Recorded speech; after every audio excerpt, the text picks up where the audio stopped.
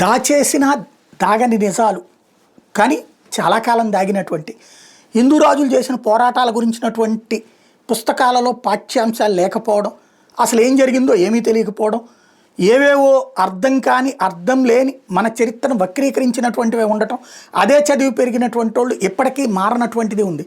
But మన చరిత్రలో చాలా పోరాడినటువంటి రాజులు ఉన్నారు, విజయాలు సాధించిన రాజులు ఉన్నారు అన్నటువంటి విషయాల్ని ఇప్పుడు సోషల్ మీడియా పుణ్యమాని బయటకు వస్తున్నటువంటి దాంట్లో జనరల్ జోరావర్ సింగ్, జమ్మూ కాశ్మీర్కి చెందిన డోగ్రా పాలకుడు, గులాబ్ సింగ్ జంవాల్ ఆర్మీ జనరల్ అతను, లడక్, టిబెట్, బాల్టిస్తాన్ అలాగే ఇస్కాట్తో సహా హిమాలయ పర్వత ప్రాంతాలు మొత్తం జయించాడు. టిబెట్ దాటి చైనా సరిహద్దుల దాకా తన జైత్రయాత్ర కొనసాగించాడు. అదే సందర్భంలో గ్రేట్ డోగ్రా జనరల్ జోరావర్ సింగ్ గొప్ప శివభక్తుడు. తన దళానికి 60 ఫతే అని పేరు పెట్టాడు. అది ఇప్పటికీ 40 జమ్మూ మరియు కాశ్మీర్ రైఫిల్ JAKRIF, పూర్వం జమ్మూ కాశ్మీర్ స్టేట్ ఫోర్సెస్ అంటారు, వాళ్ళ పేరుగా ఇప్పటికీ కొనసాగుతోంది. చీటాంగ్ కోట్లో ఉన్నప్పుడే తీవ్రమైన చలికి సైన్యం బలహీనపడింది. అదే సమయంలో టిబెటన్లు, చైనీయులు దాడి చేశారు. 12 డిసెంబర్ 1841 జరిగిన యుద్ధంలో జనరల్ జోరావర్ సింగ్ మరణించాడు.